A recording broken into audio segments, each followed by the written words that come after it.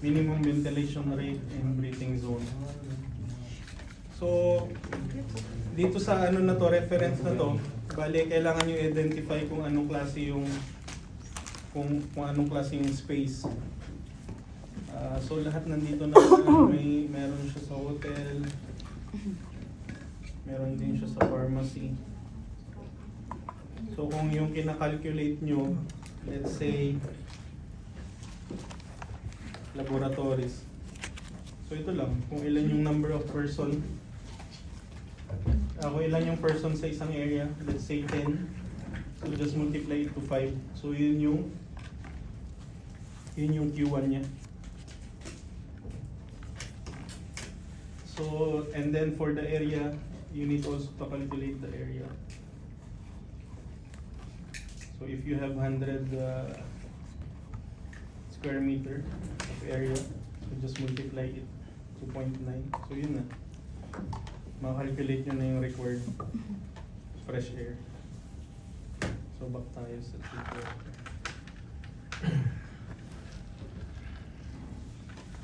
Okay, so this is the basic cycle of the air-cooled chiller. So these are the components. We have the compressor. So ganun din yung cycle niya. Ibig sabihin may refrigeration cycle din doon. So next is the condenser, and we have the expansion valve and the evaporator. So it's the same function sa in-explain ko earlier. So yung advantage lang nito, yung refrigerant na gagamitin mo is for chiller lang. So yung refrigerant, papalamigin niya yung tubig. Tapos yung tubig na yung magiging ways of cooling mo sa entire building.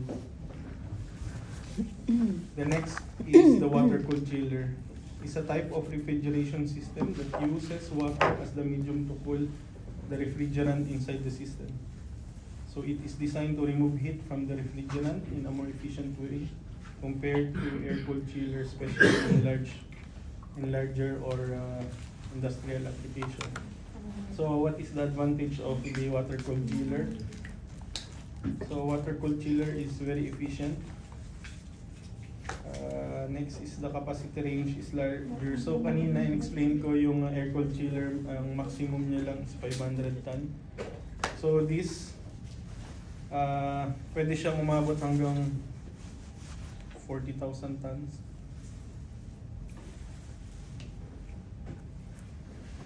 Or more, depende sa laki ng planta. So the disadvantage requires cooling tower. So may cooling tower to. At saka constant water supply. So dapat mayroong consistent na water supply. Kasi open circuit, open cycle yung sa cooling tower niya. So may mga evaporation ng water. So kailangan may make up water tayo doon. So ang disadvantage din, and it will take a space inside the building. So kung water cooled yung yung gagamitin nyo, so meron kayong cooling tower at meron din kayong plant room para sa mga water cooled chillers. So this is the example ng water cooled, or ito big system na to, district cooling. This is in Lusail. Okay, in Lusail they have district cooling plant 4. So imagine sa 4 plant na to, sinusuplayan niya lahat ng building sa Lusail. So ganun kalaki. So ganito yung procedure doon sa Lusail. So sa Lusail, yung paggamit dito sa Qatar ng type ng chiller depending sa location. Like for example sa Lusail, so may chilled water provider sila doon, which is Marafec. So meaning di sila pwedeng gumamit ng air cool sa So si Marafec lang ang authorized na magbigay ng chilled water sa inyo. So paano nila ginagawa 'yon? Meron tayo ditong, this is the district cooling plant. So dito lahat, cooling tower, chiller, lahat ng components niya. Ngayon, i-deliver niya ito sa lahat ng mga building. So each building sa Lusail ay mayroong ETS or energy transfer station. So dito yung tie-in connection. So magpro-provide lang si Marafec ng chilled water dito, tapos ko-connect na si building. So, ganun yung nangyayari sa Lucille. Sa West Bay naman, majority of the building is connected to Qatarcool. So, si Qatarcool yung chilled water provider niya doon. So, this is the basic cycle ng water-cooled chiller. So, we have the cooling tower. So, yung sa condenser niya, sa air-cooled, ang nagpapalamig nung sa condenser is yung air. Kaya tinawag natin air-cooled. Dito naman water. So, ibig sabihin yung heat na na-absorb ni condenser, babato niya sa cooling tower. Tapos sa cooling tower, dyan marireduce yung temperature, babalik na naman. So, ito yung cycle ng condenser side. Sa evaporator side naman, dito yung chiller mo. So, pag sa chiller, magsusupply siya sa load. So, ibig sabihin load, dito na yung mga buildings or AHUs, FCUs. So, ganun, babalik siya ulit sa evaporator or yung chiller mo. Okay? So, ito yung chiller mo. So, ganun lang yung cycle niya. So, this is the cooling tower. So, cooling tower is a heat rejection device that removes heat from a system by transferring it into the atmosphere. So, it is commonly used in large industrial process, HVAC system, power plant, and other application where the large amount of heat need to be dissipated. So, cooling towers are typically used to cool water, which then circulate through machinery, industrial process, or air conditioning system. Absorb heat that needs to be released. So, ganun yung pag-explain ko kanina. Nakita niyo yung Qatarcool sa harap ng Qatar Energy sa West Bay. So, ganyan yung itsura niya, di ba? So, yun yung cooling tower niya. So, may plant room din sila doon for chilled water, and then magsusupply siya sa mga buildings doon. So, sa Lucille, makakita din kayo ng ganyan. May isang ganyan sa harap ng Vendome. Meron din isang ganyan doon sa gilid ng Lucille Stadium. So, yung DCP doon sa may Lucille Stadium, parang dedicated lang siya sa Lucille Stadium at saka yung sa apat na tower ng Hyundai. So, yun. So, imagine niyo yung capacity niyan. Siguro mga nasa 10,000, 10 to 20,000 tons. So we have two kinds of cooling tower, the induced draft or counter flow tower. An induced draft counter flow cooling tower is specific type of cooling tower that design that combines two key features, induced draft and counter flow heat exchanger. This design is commonly used in industrial and HVAC application due to its efficiency and compactness. We have also the cross flow tower.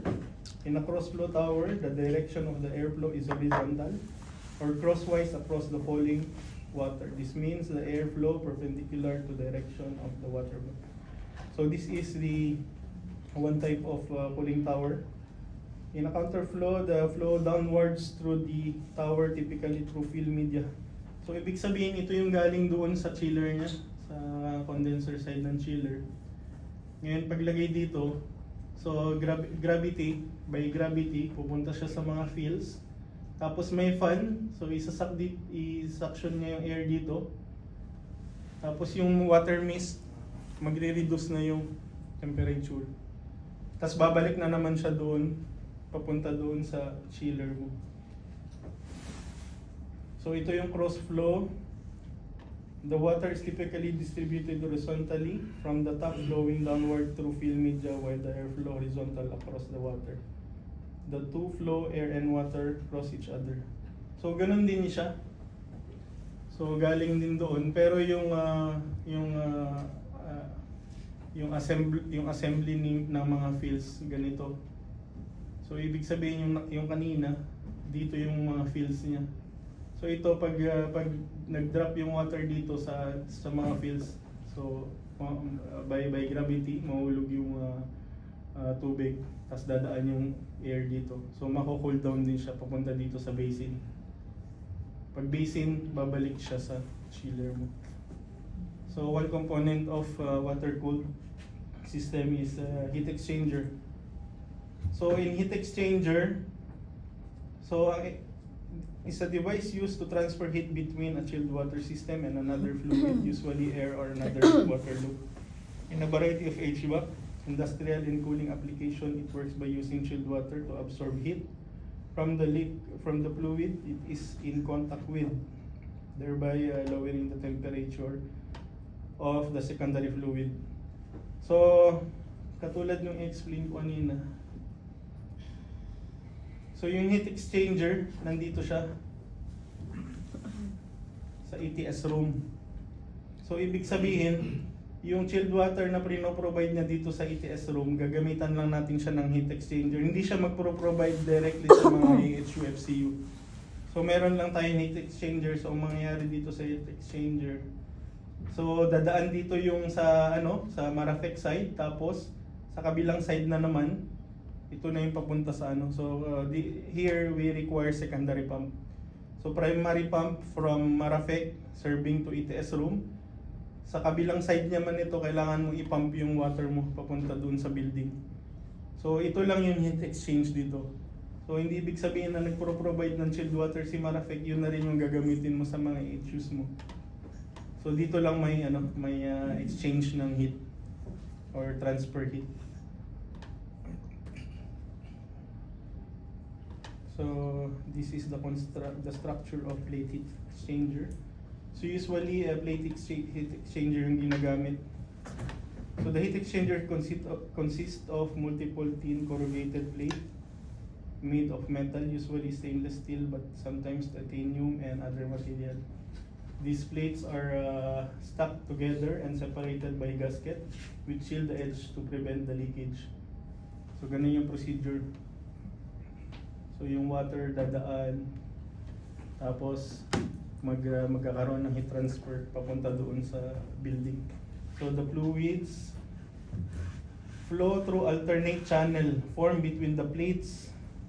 The two fluids generally flow in a counter-current direction, meaning they flow in opposite direction to maximize the temperature difference, enhancing the heat transfer. So, this is the water-cooled chiller. So, this is the main component of chilled water-cooled system. A water-cooled chiller is a type of cooling system used to remove heat from a building or industrial process. It works by using water as a coolant to remove heat from the refrigerant, which is then circulated through the system to provide cooling. So, these chillers are commonly used in large commercial. So, kanina yun na yung part, ito na yun sa chiller. So, itong cycle na to, yun na yung water-cooled chiller. So, pag sa water-cooled chiller, kailangan ng plant room. So, makikita nyo sa mga large establishment, meron silang dedicated na plant room area para sa mga water-cooled chiller. So, pag nag-design kayo ng building at tinanong nyo sa mga HVAC designer nyo kung anong system gagamitin nila, pag sinabi nilang water-cooled, so automatically, kailangan nyo mag-allot ng chiller plant room sa building. So next is a chilled water pump. A chilled water pump is crucial component in chilled water system, which is commonly used in HVAC system. So pag sa water cooled, meron tayong dalawang side, the primary and secondary. So like what I explained, primary side is from Marafec and secondary side is from the building. So yun na yung magsusupply papunta sa AHUs at siya sa FCUs.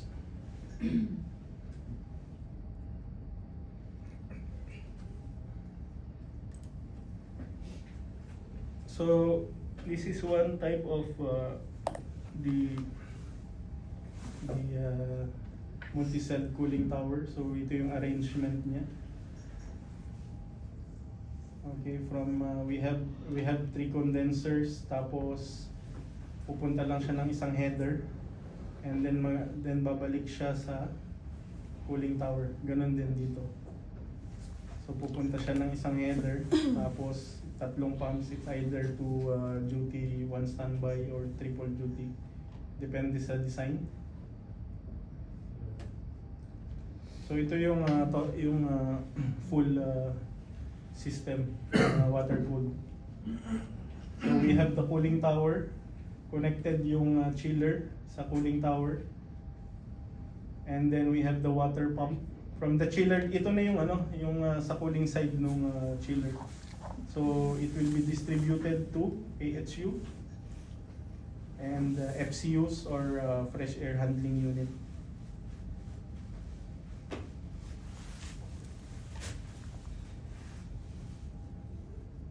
So ito na yung kanina. So we have the cooling tower. So yung heat rejected dito mapupunta sa water. Tapos dadaan siya sa cooling tower, babalik na naman siya. Yun lang yung cycle. Ito yung sa condenser side. Ito naman sa evaporator side. So dito, malamig na yung tubig. Pupunta din sa AHU, tapos babalik na naman yung return temperature. Sa kada area pala mayroon silang designed na temperature, like let's say in Lucille, the supply water design is 6.5 and then the return is 4.9. So kailangan nilang ipanatili yung return para hindi mahirapan yung chiller dito.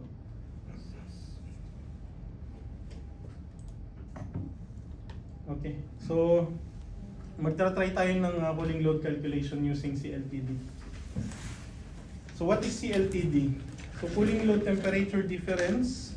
CLTD is cooling load temperature difference method, a simplified hand calculation method used for steady state condition which consider factors like outdoor and indoor temperature difference, heat gains from the building structure and internal loads. So these methods is used to estimate the cooling load caused by the heat gain through building envelopes such as wall, roof, windows, and from solar radiation. It is a key part of calculating the cooling load in air conditioning design. So here are the steps involved in using CLTD method.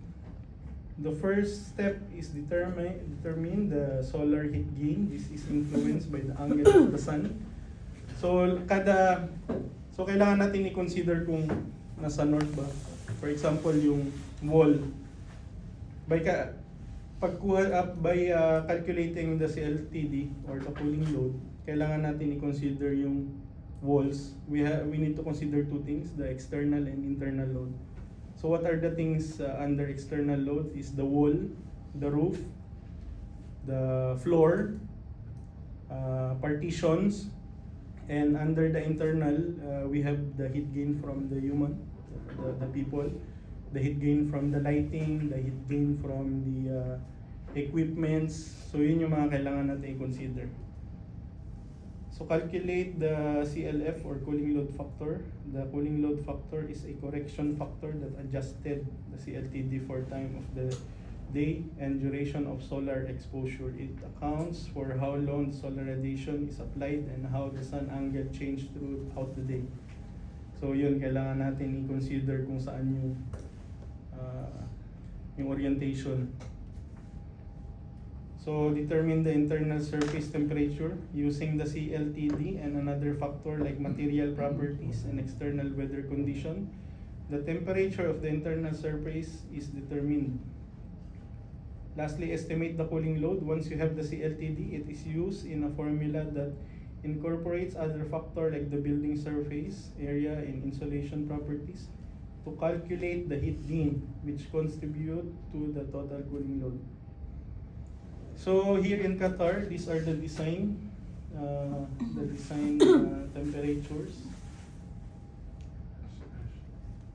So ang outdoor niya naka-design sa Qatar ng 46 degrees at dry bulb, 30 degrees wet bulb.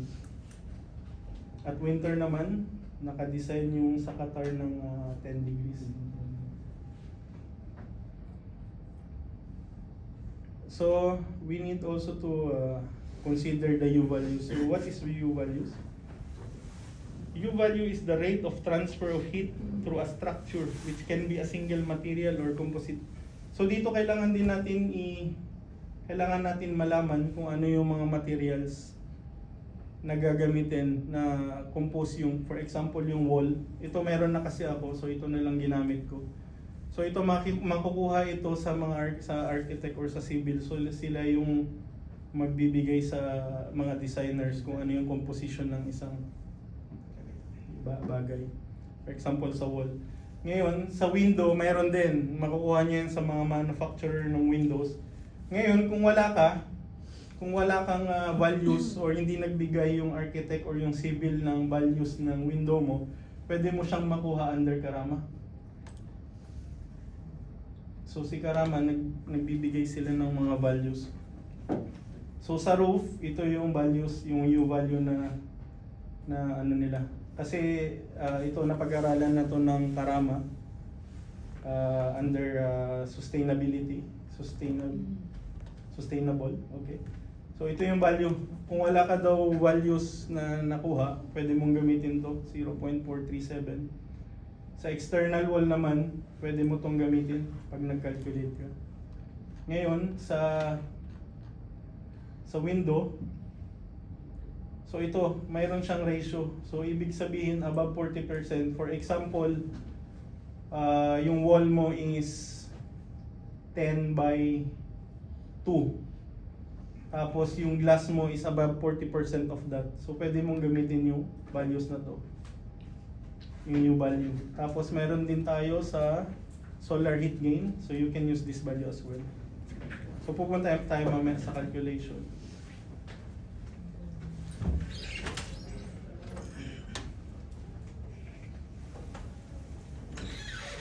So external load, transmission heat gain for exposed roof. So mag-start tayo calculation. Meron akong ginawang Excel.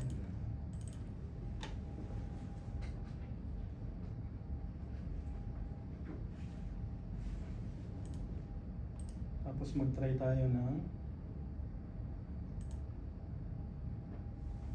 isang project.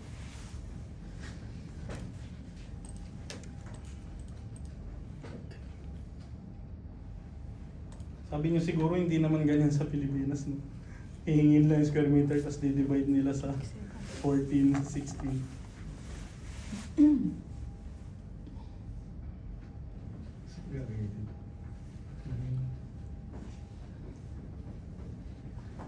So hindi applicable yon sa lahat. Kasi kailangan natin i-consider lahat ng ano. So mayroon akong sample dito na project sa Musharref. Ano to, flower school. So dito sila nagtuturo ng mga flower arrangement. So in Musharref, as you know, Musharref has a multiple buildings, no? Pero dito i-assume na lang natin na standalone building siya para malaman natin kung paano i-calculate lahat ng walls. So i-assume na lang natin na siya, standalone building.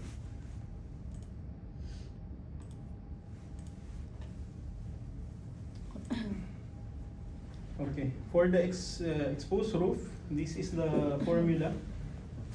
UR times AR times LTD corrected. Okay, so makikita nyo siya dito sa ASHRAE handbook.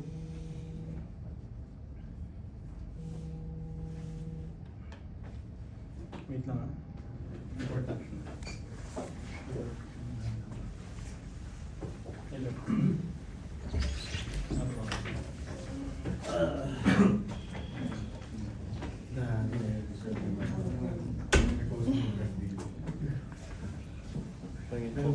Anong kung ginidyo? Oo, baka alam. Hindi ko lang sila namin. Hindi mo na gawin pangalan. Kaya pinanang ko. Ano pala yun? Hindi ko napansin sa ako. Hindi lang kita ko. Yung pinangakita ko. Yung sila na kompleto yung pati. Hindi ko napansin. Hindi ko na. Ito. Ba, gusto mo manilip. Hindi ko napansin. Itsura na lang ba? Itsura na lang. Ano ito? Saan mo kilala? Hindi, Yun lang. hindi na pa. Hindi yung isa pa. Natok na ako doon sa Hindi alam nila na. Oo nga din. Hindi ko na ano doon ako.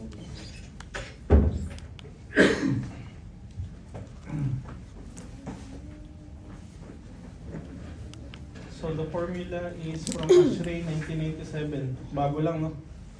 1997. So here, dito sinabi nila yung mga formula na pwedeng gamitin. calculation. For here we have for the roof, walls, and glass. So it's the same formula. We have also for the solar load through glass. We have for the ceiling and floor, partition. We have for the internal, for the people, lighting, power, appliances. Okay, so let's start. So QSR is the sensible heat gain. So this one, ang unit niya is watts. So AR is the net area of the roof. So UR is the U value. So yung U value ito, so gagamitin natin 0.437.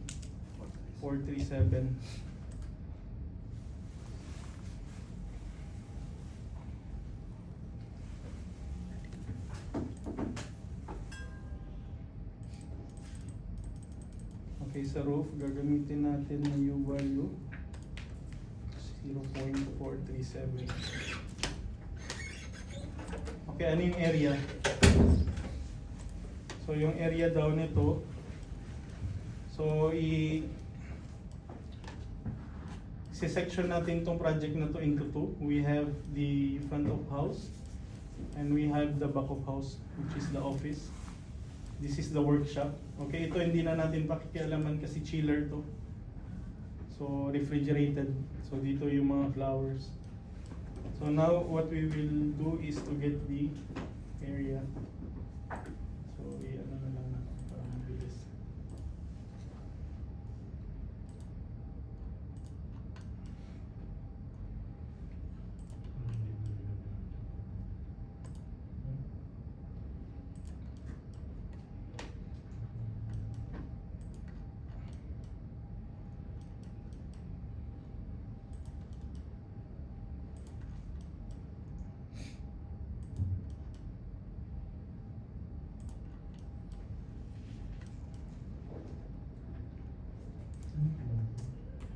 So anong area niya? 123.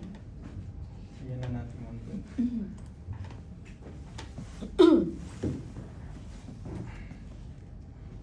So ito yung front of house, OH. Now for the BOH.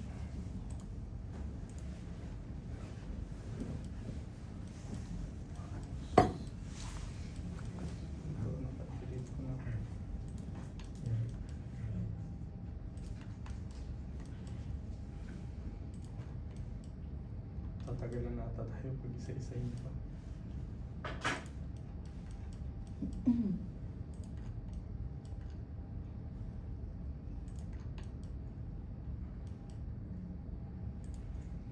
So here we have 24 square meter. So input nyo lang 24.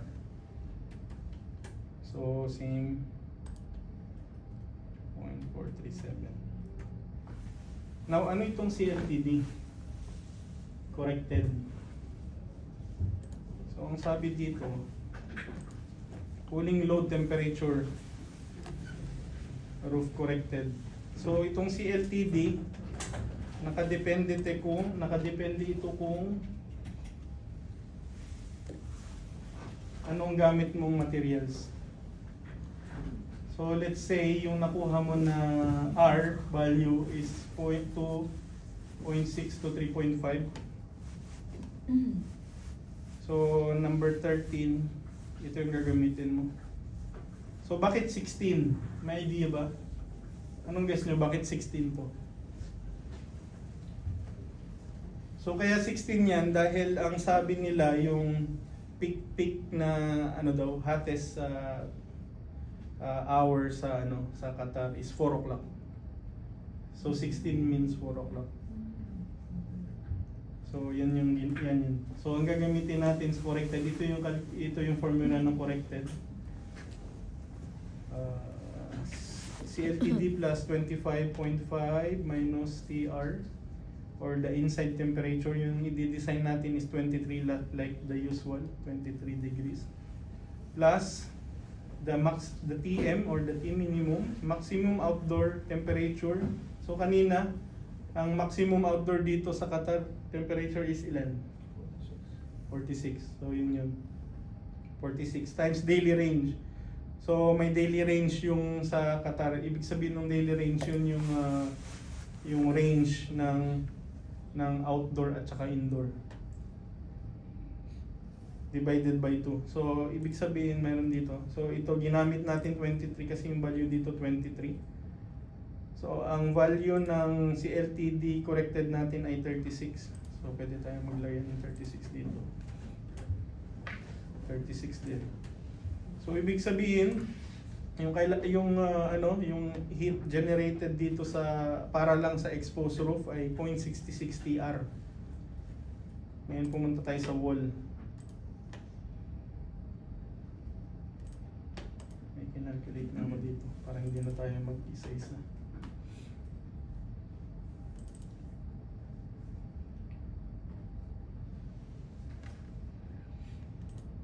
So now sa wall, calculate ko na. Kailangan din natin makuha yung heat gain ng wall. So how to calculate the heat gain of the wall? So we have the same formula, okay? From the same reference. So yung U value niya, yung value ng wall given na. So it's 0.568.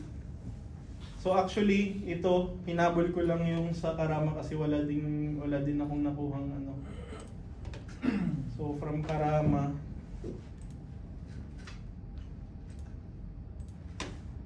ang sabi sa Karama pwede mong gamitin to 0.568 watts per meter squared. So that is what we used. Okay. So now ito 28 square meter ng wall. Ito 'yon. So nakaharap siya sa north. So lahat ng orientation iba-iba yung value. So let's say ito, nakalculate ko siya 28 square meter yung wall. So nakaharap siya sa orientation ng north. So ibig sabihin ang gagamitin mo dyan,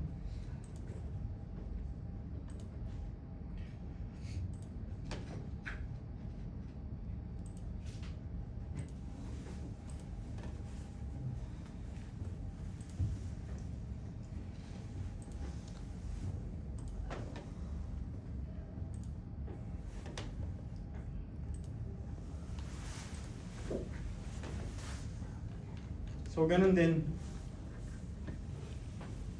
23.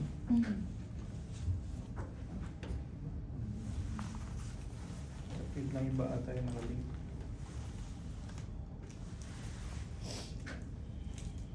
Dito na pala.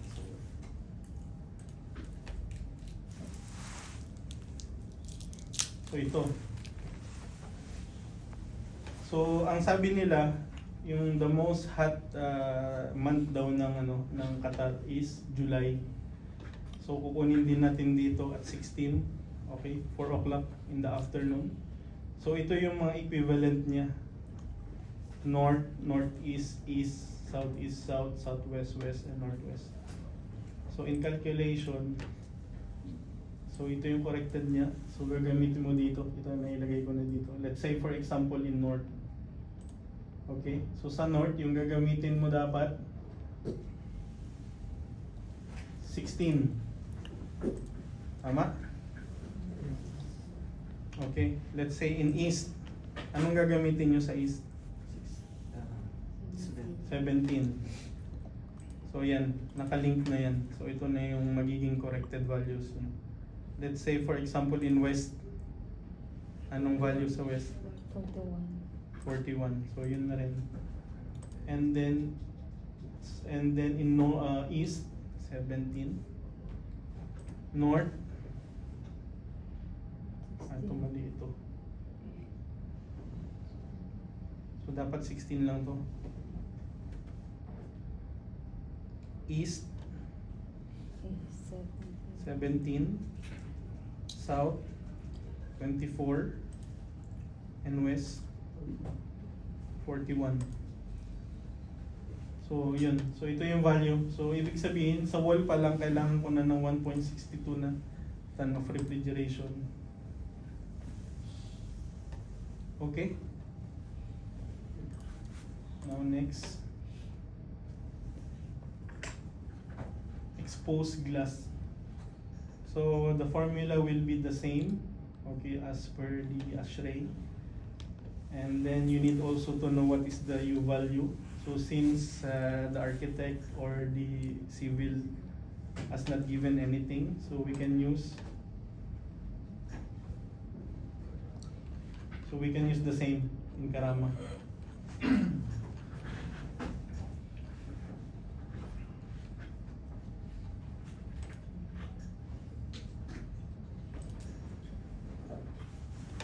So we can use this value, 0.36.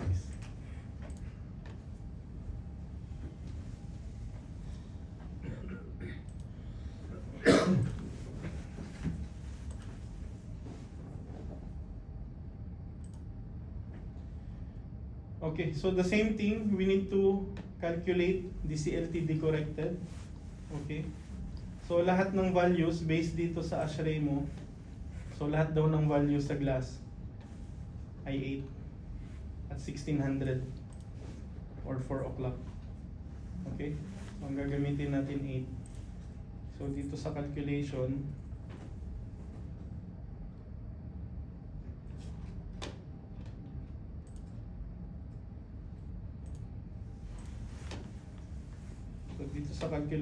ang ginamit natin na CLTD corrected is 21. See? So 8 lahat ng ginamit natin. Ang busisi din, no? Kailangan mo isa-isahin. So we need also to get from the solar heat gain. So this is the calculation for the solar heat gain. So AG times SC times SCL. So balik tayo dito.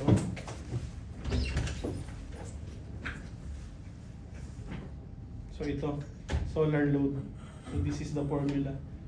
When CS is the shading coefficient, tapos SCL is the solar cooling load factor. So given din yan doon sa Karama. Given din yan doon sa Karama.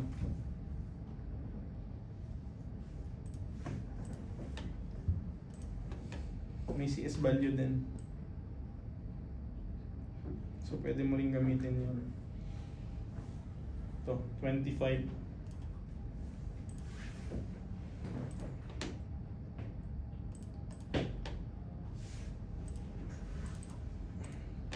So now ito yung kailangan natin. 338 watts or 0.10 TR. So how to calculate TR nga pala? So sa conversion baka magamit nyo din during the exam. So 1 TR is equivalent to 3.516 kilowatt. So kung nagbigay sa inyo yung ng kilowatt, so alam nyo na kung ilang TR. Kung sa BTU naman siya, 12,000 BTU per hour. Diba yung ibang air conditioning unit nagbibigay sila BTU per hour. So yun yung equivalency niya. So if nagbigay sila ng 24,000 BTU per hour, alam nyo na 2 TR yun. Sa kilowatt naman 3.516. Pag watts, multiply nyo lang 1,000. Yun na yun. Now, sa partition naman. So, ang partition, ang meaning ng partition,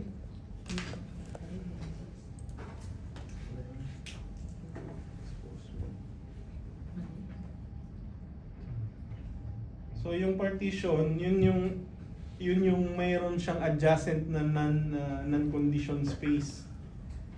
So, in our layout, what is the area of the wall which is assumed to be unconditioned? So ito, Iba yung expose ha, iba yung expose, iba din yung meron siyang adjacent room na unconditioned.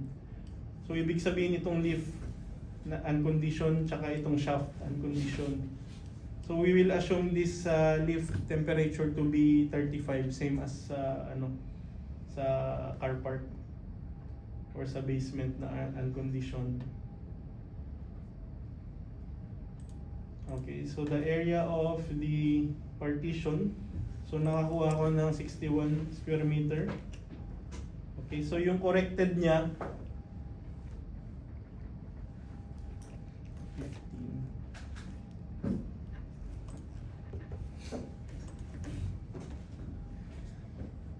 Hindi corrected.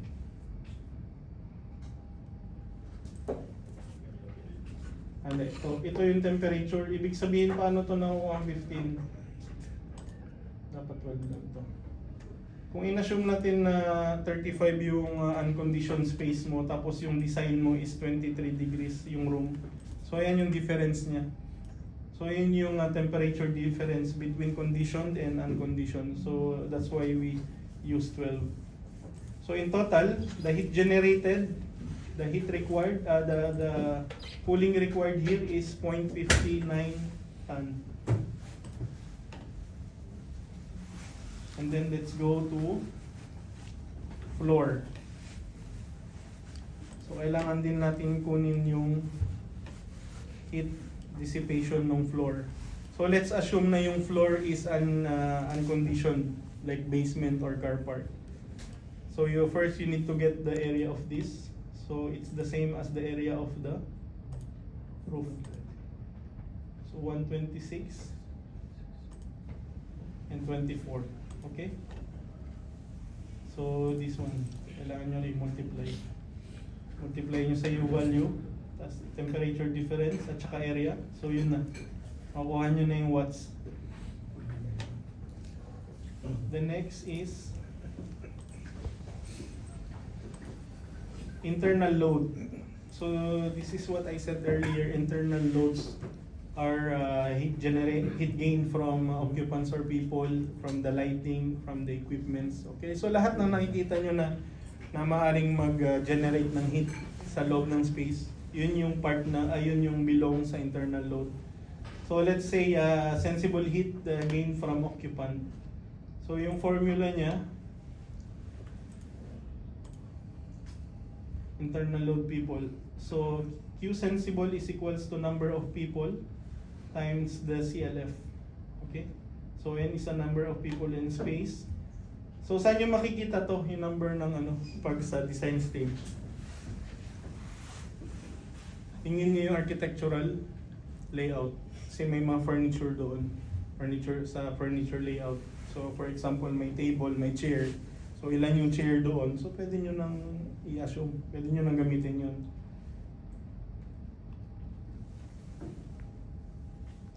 So let's say dito.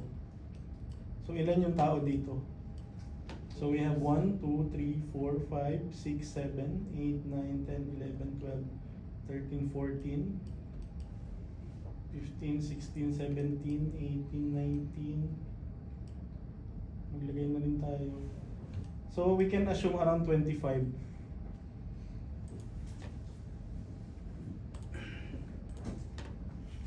Here 24. Okay. Let's say 25. And then sa BOH, so ilan? 1, 2, 3, 4. Let's assume 5. So pwede yun i-input. So this is the total watts in the front of house, and in the back of house is 375 watts. So pag nakikita nyo dito, maliliit lang yung wattage, no? Pero pag inano natin later on, pag kinumbine lahat yun, yun na yung magiging capacity na required na sa AC mo. And then we need also to calculate the latent heat. So ito yung latent heat, yun na yung heat na na let's say sa tao. So may mga heat na generate yung tao. na na hindi natin pwedeng i-consider sa calculation. So yun yung tinatawag natin na latent heat. So now for the lighting,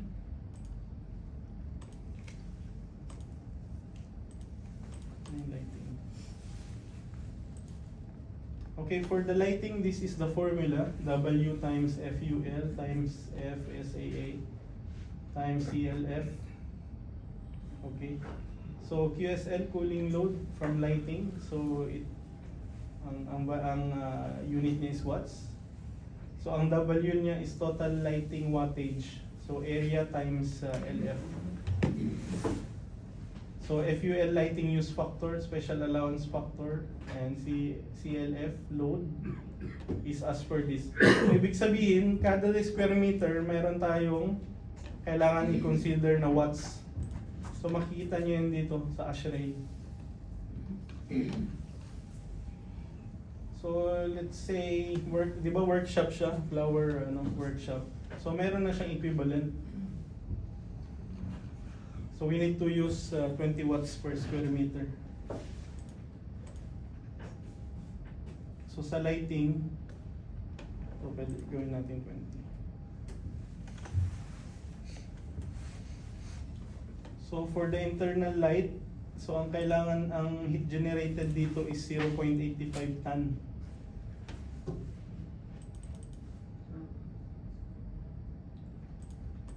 Now let's go to equipment. So we need also to consider the equipment load. So the formula will be W times FUL times FSA, or the special allowance factor. No, sorry. So heat gain to equipment appliance, QSE, or the sensible heat gain due to equipment. Q input, this is the equipment generated heat. So the value is also watts per meter squared. And we have also the FL, which is the load factor, and the CFL, which is the cooling load factor.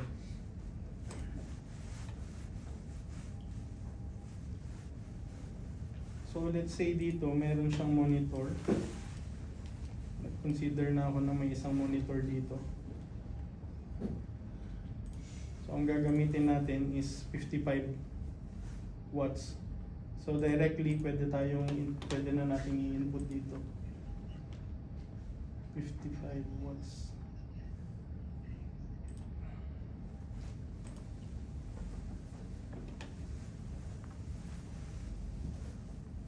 So ano pa yung kailangan nating i-consider? So maybe meron din tayo ditong computer. So mag-assume na lang tayo ng computer. Siguro 2 computer.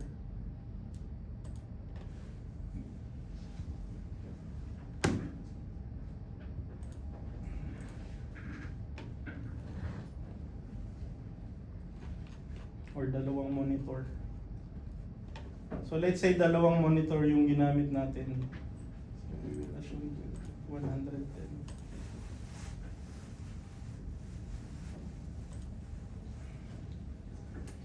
So ganun din sa, it's a matter of assumption, no? Especially pag nagbigay sa inyo ng layout, pwede mong makita dito, katulad nito, may pantry. So pwede tayong mag-assume na may maliit na microwave dito. So mas maganda na yung i-assume natin kaysa later on may microwave tapos hindi mo na consider sa calculation mo. Anong mangyayari? So may mga excess na heat generated tapos iinit yung lugar. Doon na mag-start magreklamo yung mga tenant. Okay? So here, we can see the value of microwave.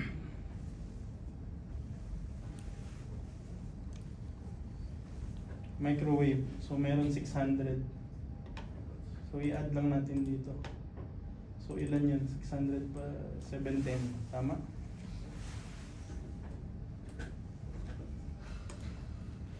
Sa BOH,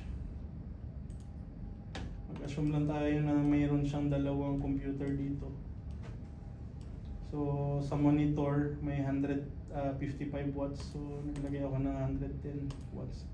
So ito yung heat na required, 0.23 ton. Sa kitchen din ako naglagay. Okay, so yung summary nun, ang summary niyan, lahat ng external heat gain. Okay, so this is all connected dito sa mga values niya. So ang required natin is 20,000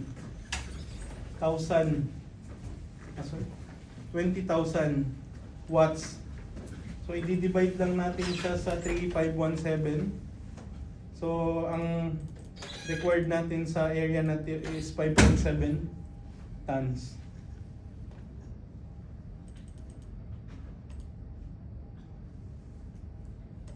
Okay, how to calculate the airflow?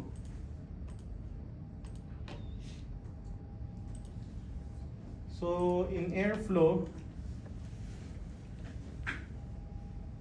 this is the formula, 1.23 times QSA. So yung QSA, yun na yung heat generated ng buong area times the delta T.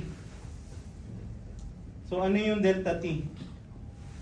So yung delta T, ang sabi niya is yun daw yung outside temperature minus yung inside temperature. Okay, so bakit 35 ang sabi outside temperature? Bakit 35 yung ginamit natin? So here, sa mga mall, nagbibigay sila ng fresh air. So ibig sabihin yung fresh air na yung treated. So it means from 46 trinit na nila yon. So in this case, naging 35 na. So yun yung fresh air na binibigay nila sa unit. So ito depende rin to sa design. So the inside, we assume that the design will be 23 sa loob ng space. So yung gagamitin natin para sa calculation ng delta T is 12 degree Kelvin, or you can say centigrade also, kasi cross out nyo lang tong Kelvin.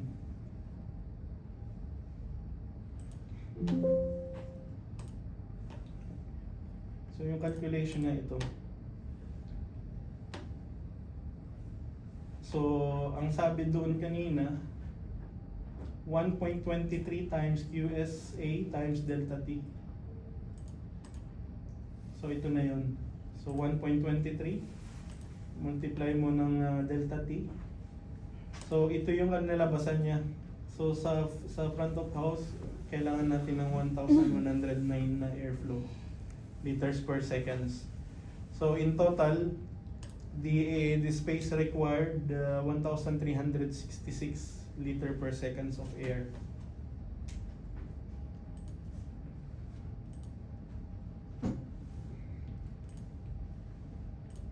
Now in calculating the airflow, we need only to use the sensible.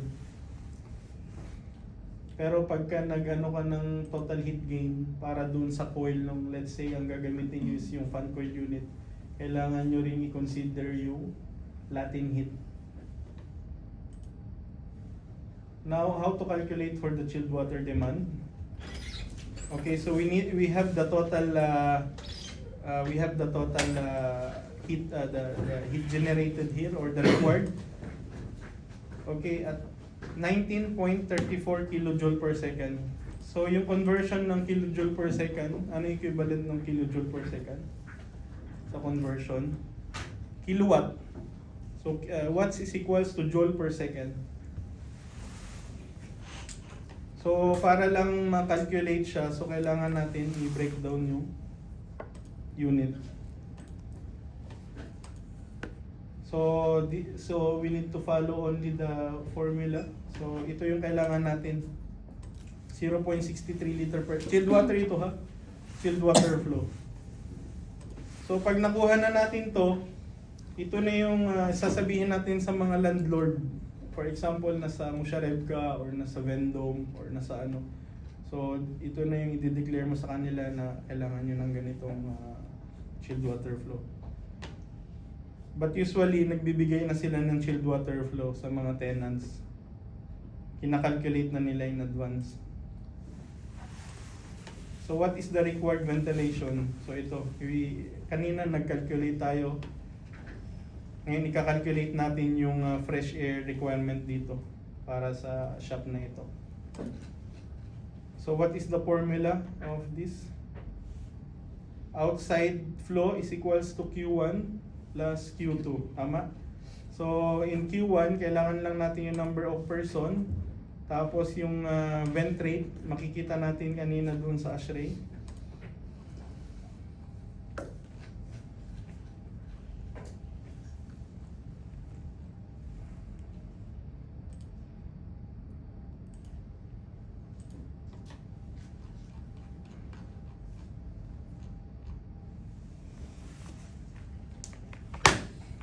So saan mafo-fall yung ano? Yung workshop.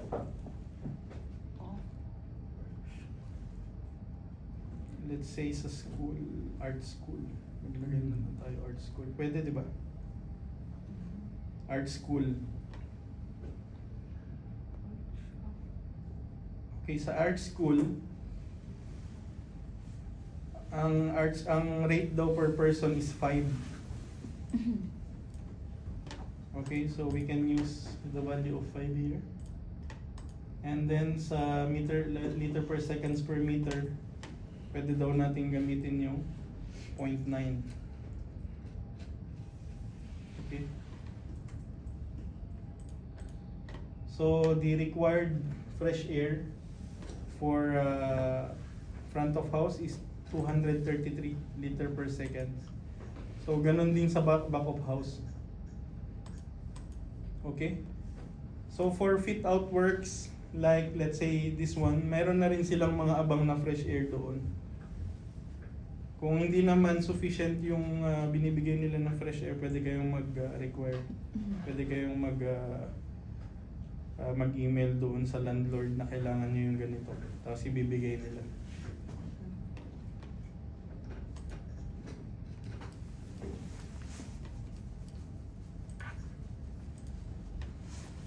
So yun lang.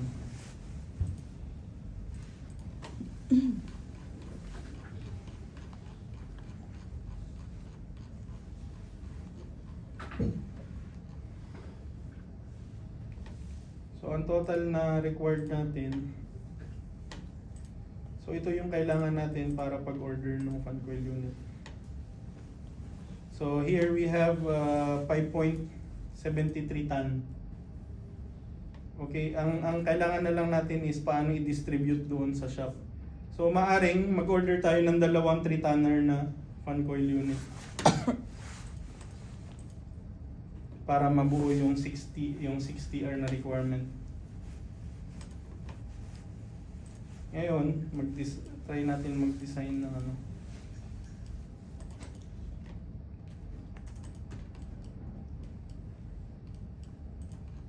Ngayon meron na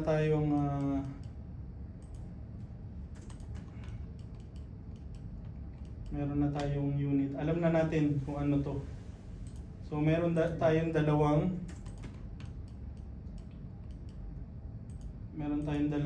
3-tonner.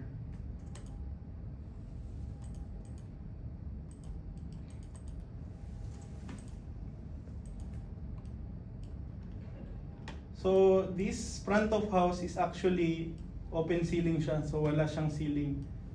So ngayon pupunta tayo sa distribution ng duct.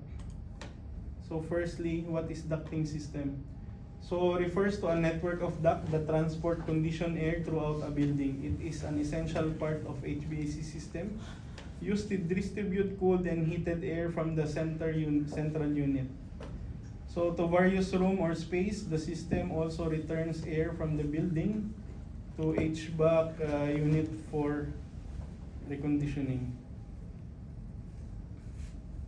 So in calculating the duct sizing, there are various methods that we are using, but the simplest method is the equal friction method. So the equal friction method is a technique used in the design and analysis of heating, ventilating, and air conditioning system, especially for the distribution of air in the duct. The purpose of this method is to balance the airflow across all sections of duct system, ensuring the frictional resistance is evenly distributed. So this method that has been used, okay, for the simplest duct sizing. So ang kailangan nyo lang, gumamit kayo ng static pressure, kaya nga equal friction method. So yung friction yun yung static niya. So later on I will explain to you how to do it. So the first thing that we will do is compute the necessary air volume. So nakuha na natin yung air volume kanina. Tapos determine the maximum acceptable airflow velocity in the main duct. So each application mayroon siyang velocity. Like for example, for the residential, so ang allowed lang na velocity na ginagamit natin sa main duct is 3 to 4.5 meter per seconds. So next is the goal is to maintain a balance between air velocity and duct size, ensuring the system doesn't require excessive energy to push air. So definition of term, static pressure in a ducting system refers to the pressure exerted by the air within the duct. So it is a key parameter of HVAC system that help determine how well the air is able to flow through the ductwork. So yung static pressure, yun yung resistance niya sa ducting system. So meaning, pag nag-duct sizing ka tapos maliit, so anong mangyayari? So more resistance. So tataas yung static pressure mo. So ano yung mangyayari pag mataas yung static pressure mo? So syempre, gagana ng mag-exert ng more effort yung fan mo para itulak yung air. Kasi marami siyang resistance eh. So anong mangyayari? Tataas yung consumption nung kuryente mo at maaring mag-trip.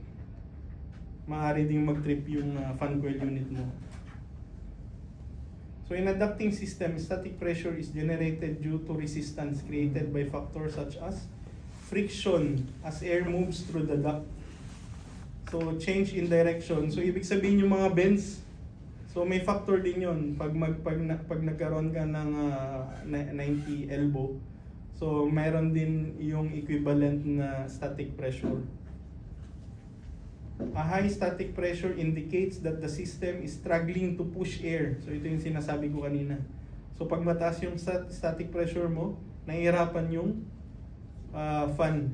Nahihirapan yung fan. Which can reduce airflow and overall efficiency. Conversely, low static pressure might mean that the system is undersized or efficient. Ibig sabihin, pag low static pressure ka din, ibig sabihin maaring malaki yung duct sizing mo. So, hindi rin siya economically. Anong mangyayari? Siyempre, mas marami kang duct na square meter ng duct na gagamitin. To maintain optimal performance, the static pressure should be balanced with the design of the system. So, as early as the design stage, so you need to consider the static pressure. So, the next one is the air velocity. Refers to the speed at which air moves through a given space, such as a duct or ventilation system. So, sa velocity din, so kailangan din natin i-consider yon during the design stage. So, for example, yung duct sizing mo is maliit. So, anong mangyayari? Mataas yung velocity. Anong mangyayari pag mataas ang velocity? Iingay. Diba? So, kunwari, ang design lang para sa main duct sa residential, lalong-lalo sa mga hotels, kasi very specific sila sa sound. So, ibig sabihin, pag nasa hotel, pag niliitan mo yung duct mo, yung velocity niya mas lalaki. Okay, so pag tumaas yung velocity niya, ang mangyayari, iingay yung duct. So, anong mangyayari? Magrereklamo lang yung mga tenant mo. So, yun yung yun yung importance ng duct sizing. So, key points about the air velocity. Air velocity is the rate at which air particles move in particular direction through a duct, vent, or pipe. Measurement is typically measured using device like anemometer. So that is also one of the importance. after nung construction, kahit saan, kahit sa mga high-rise or ano, residential. So doon yung importance ng air balancing, alam niyo yun? Yung commissioning. So in air balancing, doon nila sinusukat yung mga airflow, i-adjust yung mga below, yung mga volume damper para yung passage ng mga air hindi mataas yung velocity, yung static. So doon nangyayari yun during the balancing.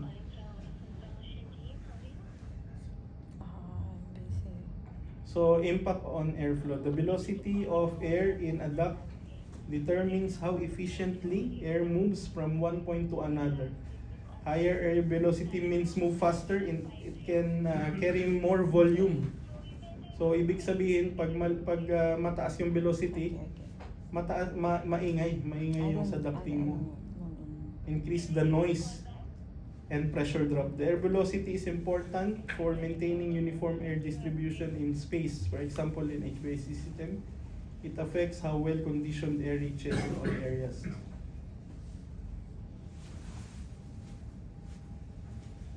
So these are the typical velocity ranges in HVAC system. This is what I said earlier. Residential system. So ang kailangan natin i-maintain sa main duct is 3 meter per second to 4.5 meter per second. Sa commercial naman, dahil sa commercial gumagamit tayo ng AHU. So yung ranges from 4 meter per second to 6. Ngayon para sa mga high speed system, katulad ng mga kitchen exhaust, yun acceptable yun na 7.5 pataas.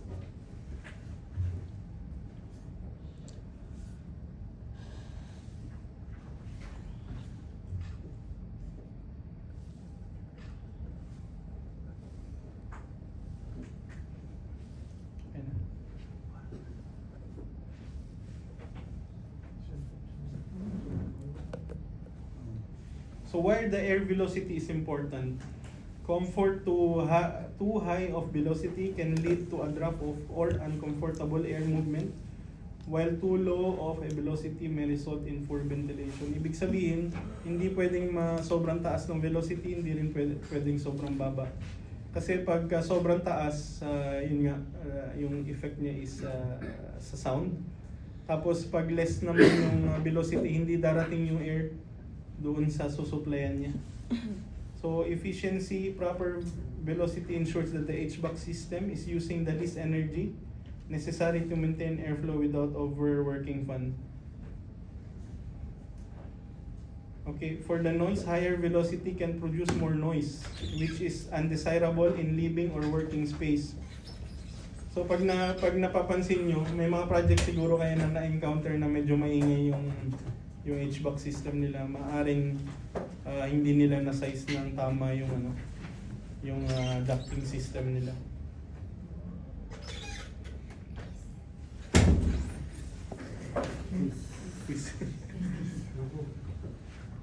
So mag-try tayo dito ng try natin mag-duct sizing. May oras pa naman. So yung airflow na natin kanina is 1,400. Let's say 1,400.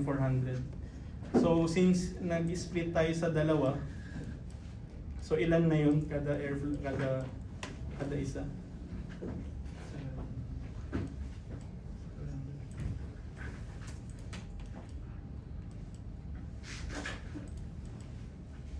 So dito meron tayong 3 ton. 3TR. Tapos yung airflow natin is 700, tama? Liter per second. So now, paano tayo mag-duct sizing? So let's distribute the supply air first.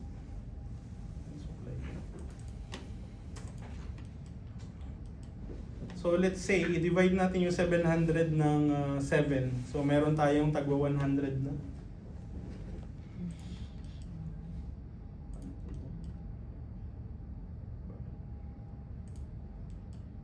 So meron tayong tagwa 100.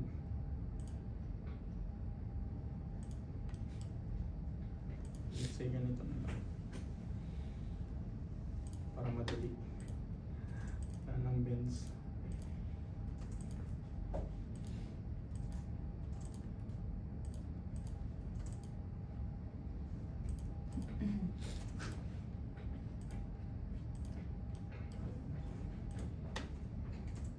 Okay, let's assume that this has 100 liter per seconds each.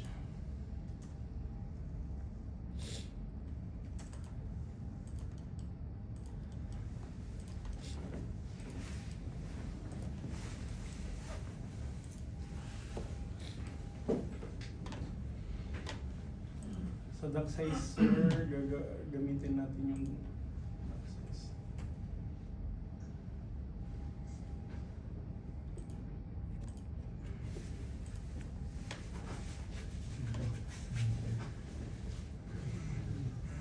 So ito, under to Macway. Macway is a brand of air conditioning unit. So let's use the metric. So it will be 50 at 25C, 50 degrees relative humidity.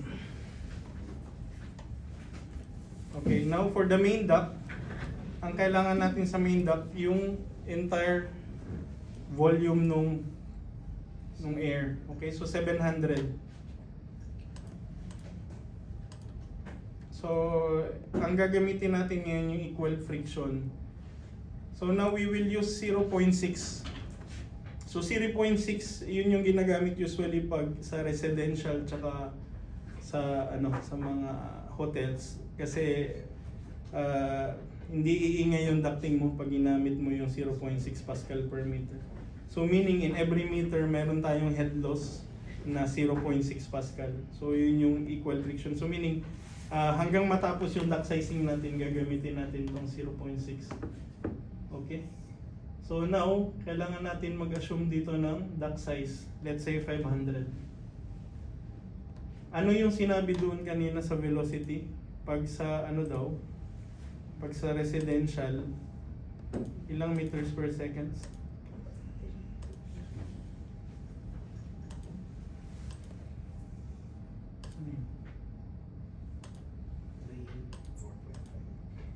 Dito 4.5, tama? Ito. 2.5. So 3 meter per second to 4.5. So ibig sabihin, kailangan din natin itong i-monitor.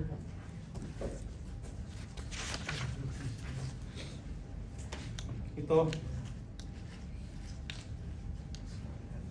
So 4.6.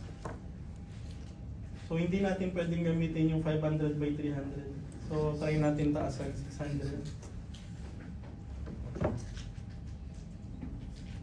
So 600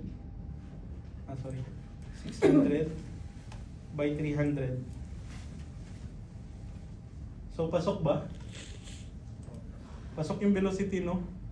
So yun na yung magiging size natin.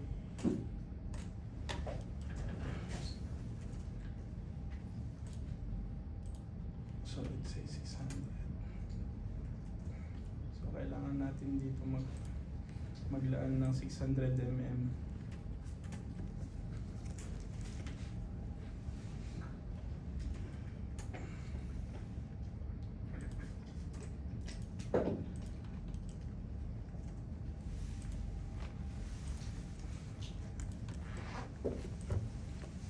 So ito na yung size ng main duct natin.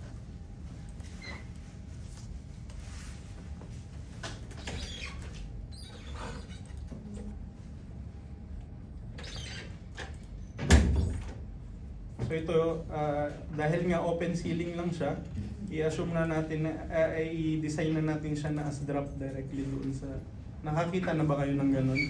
Yung ducting tapos may diffuser na. So ganun na lang yung ano natin dahil para mabilis. Ngayon, the next stage, paano natin yung next size niya?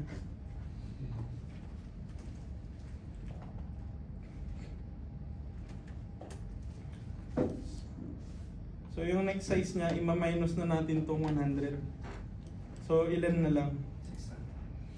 600. So 600 na lang.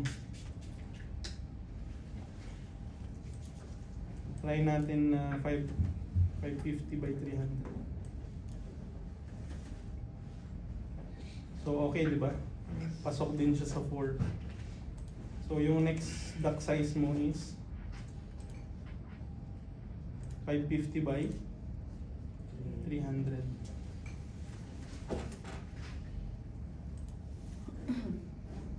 So sa mga nagwo-wonder bakit lumiliit yung duct hanggang sa dulo. So ganun.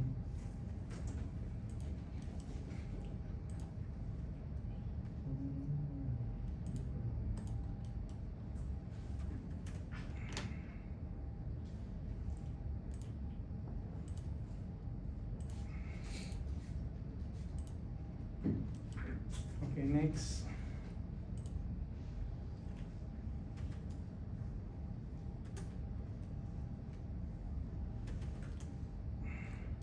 So ilan na lang? 500. So yun yung equal friction. So madali lang, di ba? Kung may up.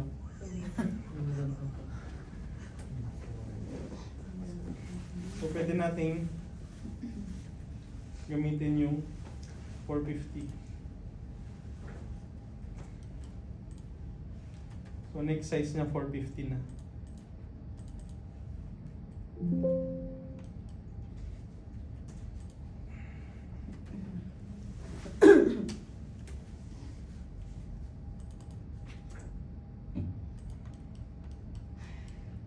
Related ba yung topic sa ano?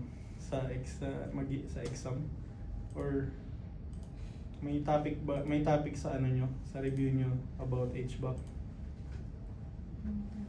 Meron lang. Pero calculations wala. Definition lang. R value, saka U value. O yun, kailangan yung ano, yung R value, U value. Tapos yung mga ano pa, Definition lang siya. definitions. Definition mo ang Ah, okay. Pero small portion lang ng ano, Oo. ng exam. Sa mga best location ng mga equipment. Yun. Yung kanina yung sinabi mo sa'yo sa basement, sa intake. Kung yung pag-aalat nyo ng locations para sa outdoor units, kailangan nyo consider. Oo. Saan nilalagay yung mga Mga terrace, Oo, terrace. meron din. Sa 7-Eleven, saan nilalagay yung condenser? Ah, okay. So yun, na-discuss natin kanina. So, I hope it helps. So next, so yung isang size daw is, ilan yung size? 450 by 300.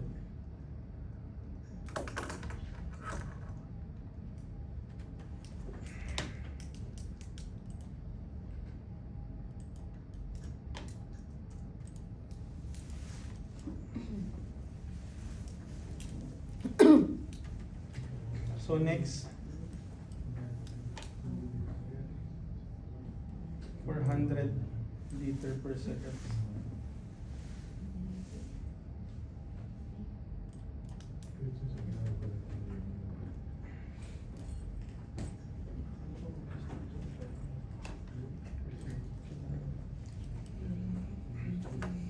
Tapusin lang natin itong isang ducting.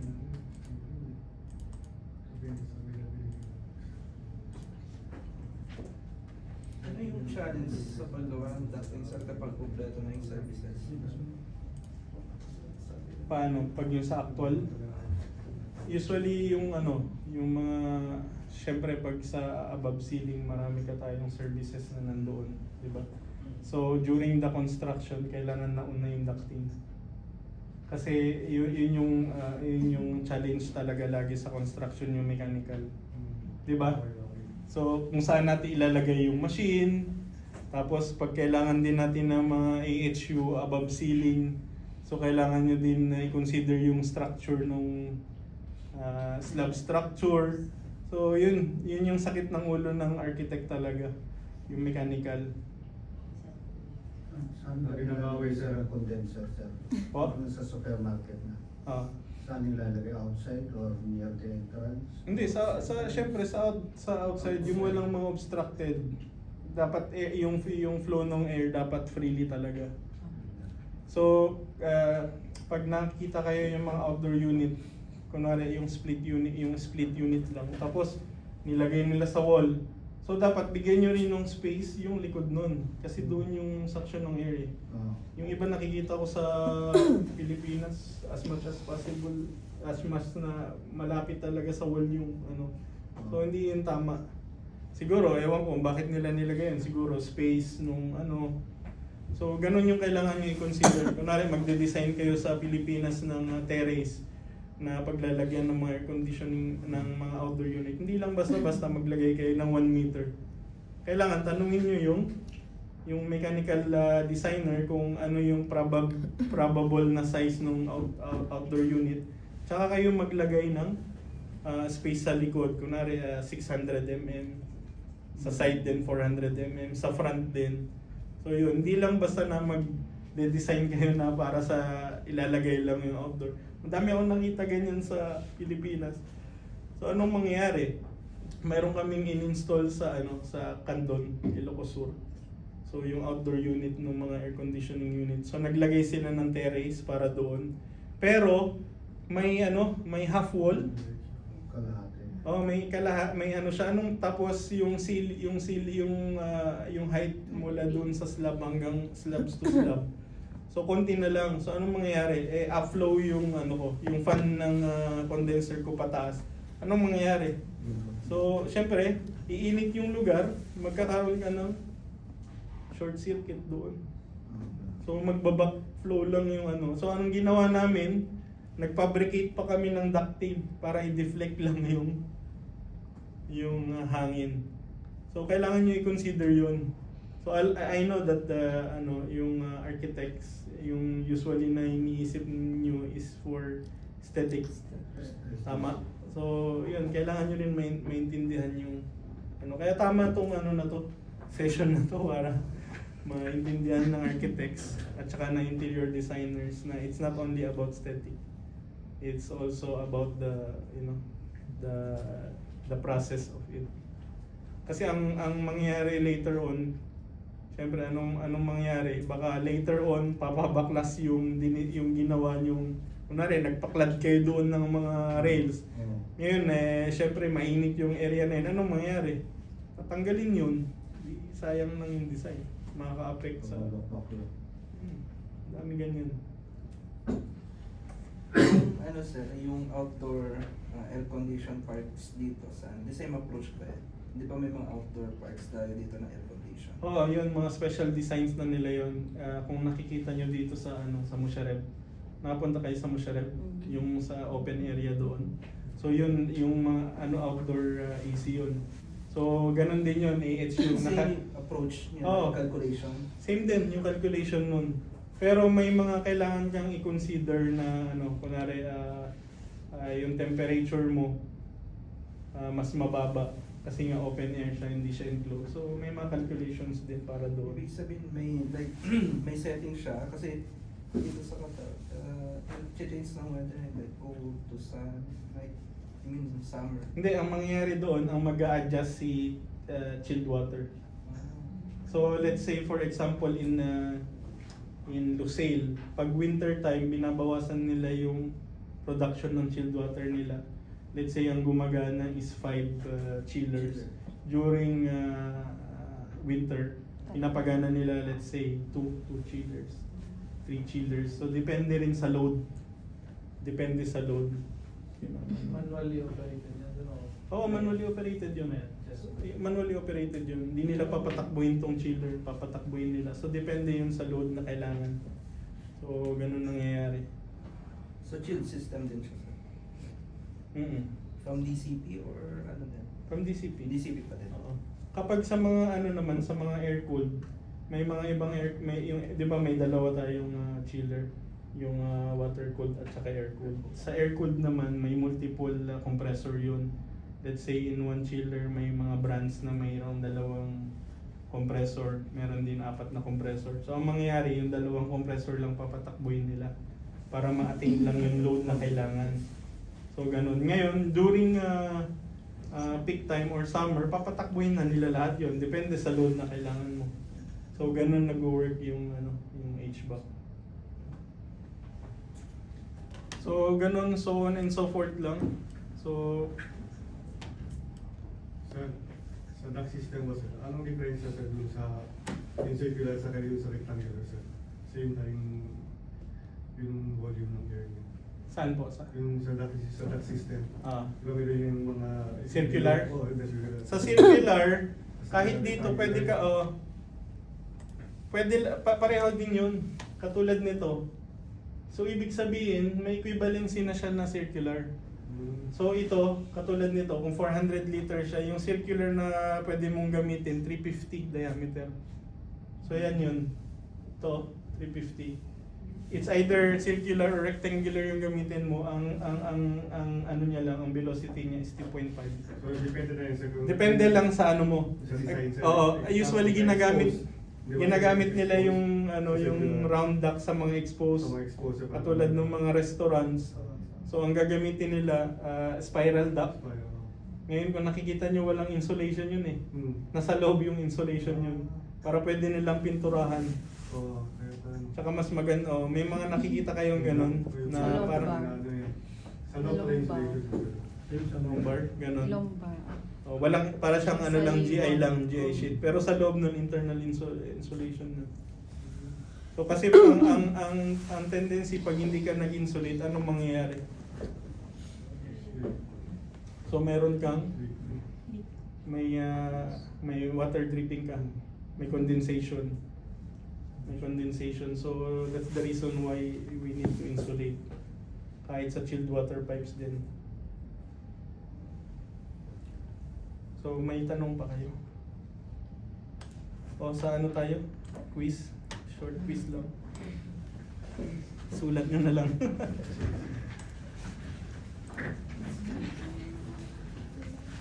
Okay, first is what is refrigeration? What is refrigeration system? Parang sir, sir. A. Ah, yun, sir. Sulat nyo lang.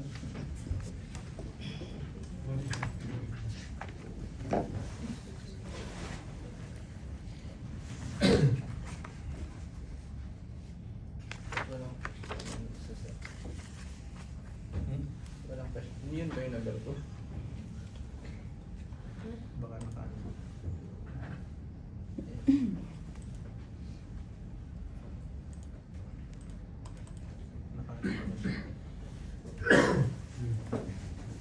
Oh, yan na lang.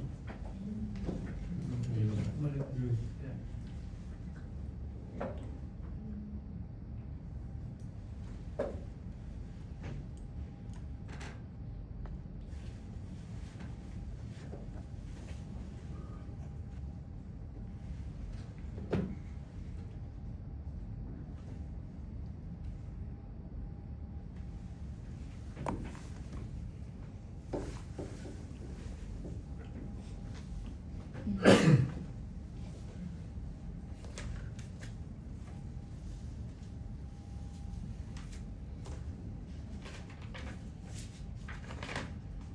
Okay na?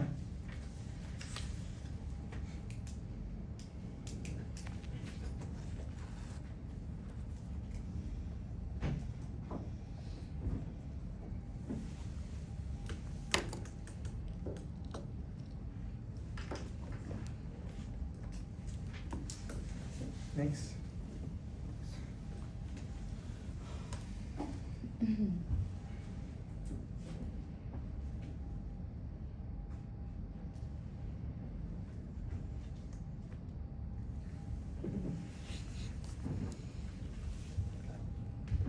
Wala ko man.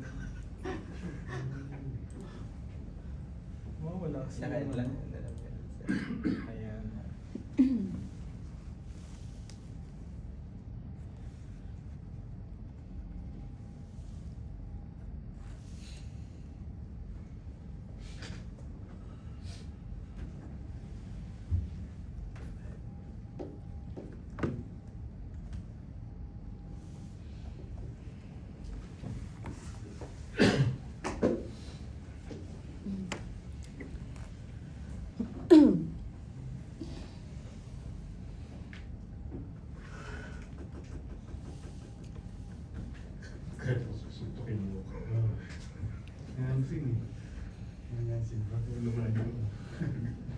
Okay?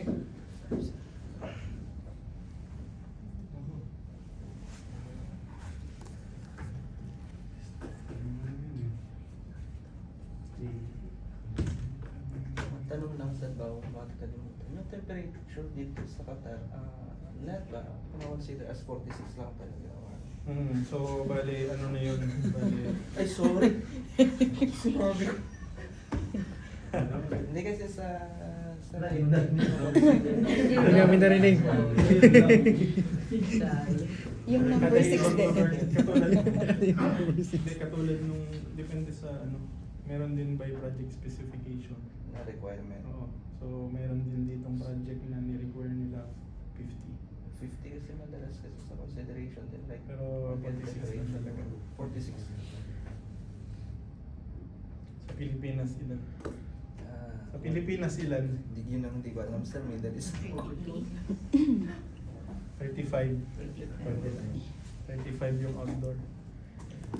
So, ibig sabihin yung AC na ginagamit natin sa atin, naka-design siya sa 35. Yung AC na ginagamit dito, naka-design siya sa 46. So sa compressor, hindi pareho yung compressor na pwedeng gamitin. Hindi mo pwedeng gamitin yung compressor na ginamit mo sa Pinas. Tawag doon T1. May classification kasi T1, T3. So sa T1 hanggang 35 degrees, tapos yung T3 hanggang 46 degrees. So yung ginagamit dito is T3 na compressor. Pero ngayon sir, nag-aano na sa Pinas sa 40 something. Sa tingin ko kailangan din nila i-adjust yung, yung outdoor design doon. Lalo sa Tugigaraw. Okay?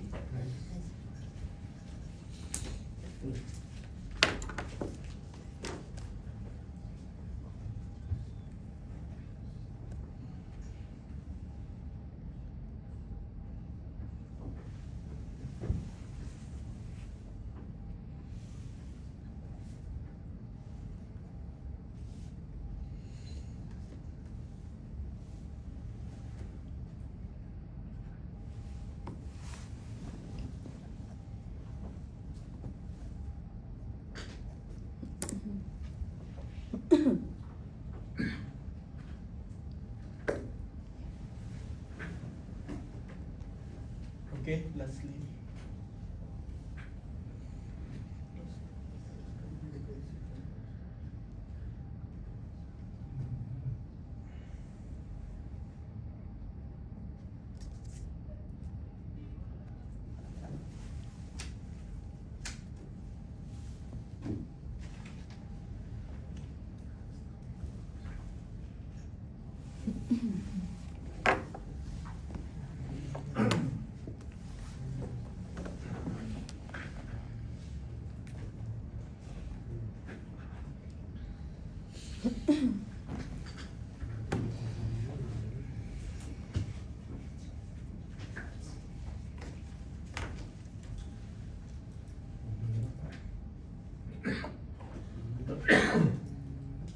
Okay na? Yes, sir. Sige na, exchange your paper.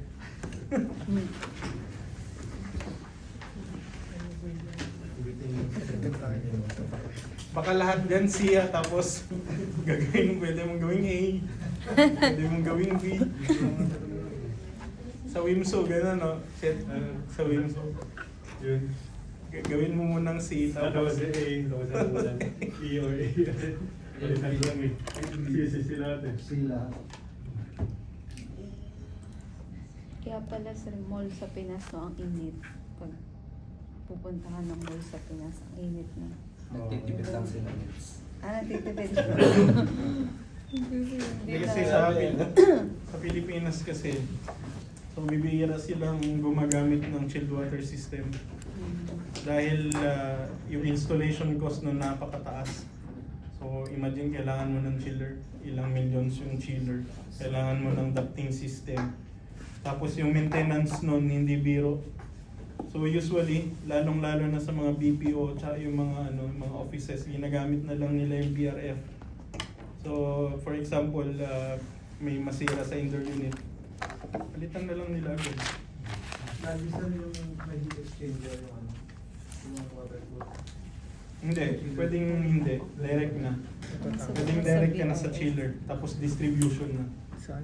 Yung sa heat exchanger mainly ginagamit sa district cooling. Lalo na may energy transfer station tayo doon. So ibig sabihin, hindi yung chilled water na galing ng DCP yung gagamitin na di-distribute sa AHU, FCU. Hindi. So magta-transfer lang siya ng heat through heat exchanger. Kukunin niya yung lamig, tapos ipapump out niya. Ibig sabihin, may sariling system din dito. So it's a matter of heat transfer lang talaga doon. So okay. So what is refrigeration? So answer is A.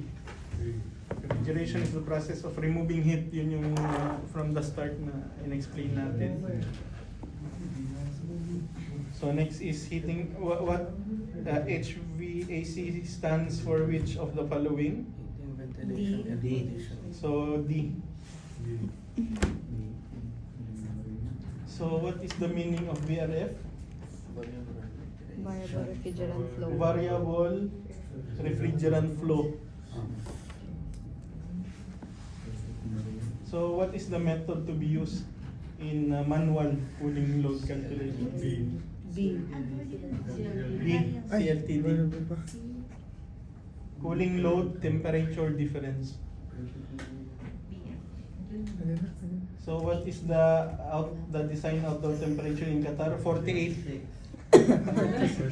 46.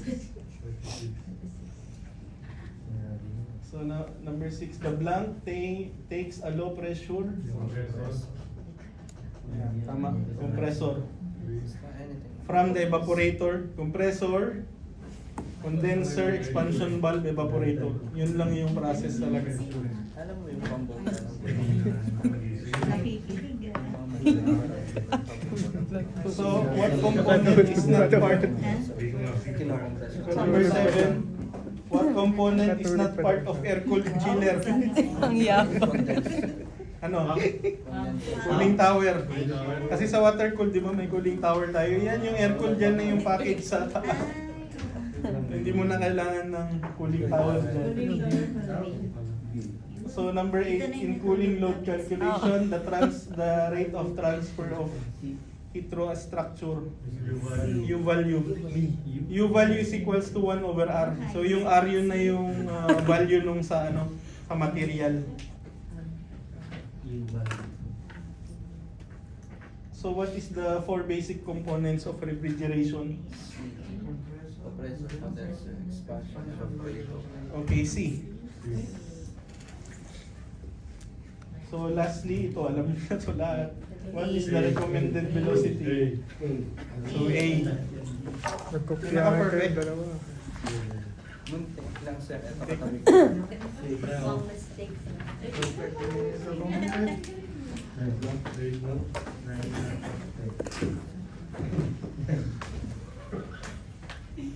Yun lang. Ngayon sa itong additional information, itong manual load calculation, wala na masyadong magamit nito. Kasi nakita nyo naman, imagine yung meron kayong residential na 20 floor, tapos gagawin nyo ito isa-isa. Di ba? So meron na tayong half hourly analysis program.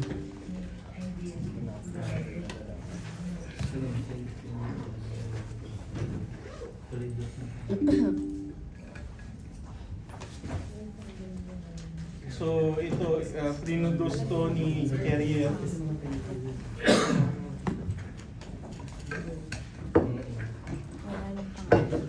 So dito, ganun din, pero dito mas madali. So ang mangyayari dito, mag-click ka na lang dito, click ka na lang ng click. So kunwari ito, pwede ka nang, kunyari nasa nasa Asia ka, 11 Philippines. Dito po. na ito, Qatar tayo, so Middle East, tapos Qatar, ganun na lang kadali. Doha. So ito dito, 42 nga lang eh. Pwede gawin mo na itong 46, saka 30. Ngayon dito, pwede ka na rin maglagay ng wall mo. Oh, yan yung mga R value. So mabilis na lang, di ba? So, kunyari, ano ba yung sa external wall mo, meron kang 200 mm na half Sir, ano po mag-ibig? half po. Ito. Half. Hourly analysis program.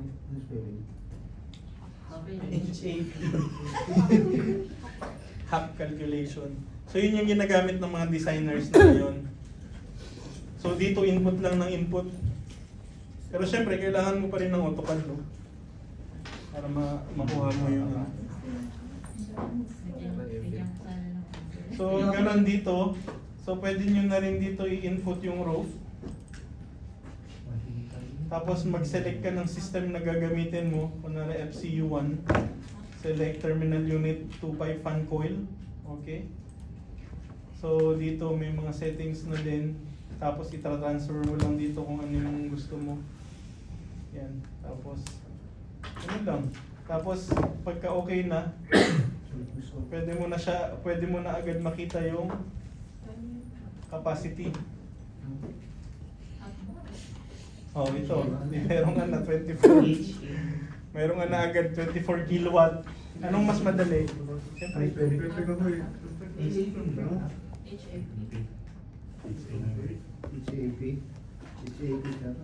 HAP. So, sa space, tignan nyo.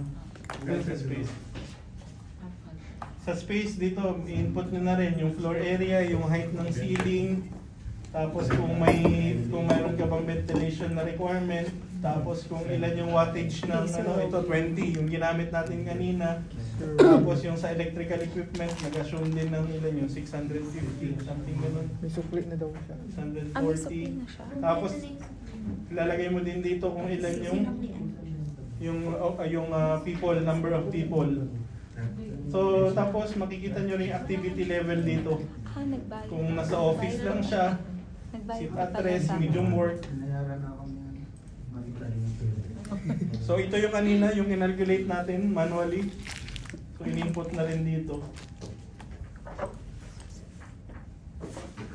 So yun lang. Thank you, sir. Sir, sabi, Ano ba naglagay ka dito? for calculation nila mo, example sa state basic, kung ilang room o tutong sa isang room na. Yun, gawin mo yun. Pwede ba volume ng room?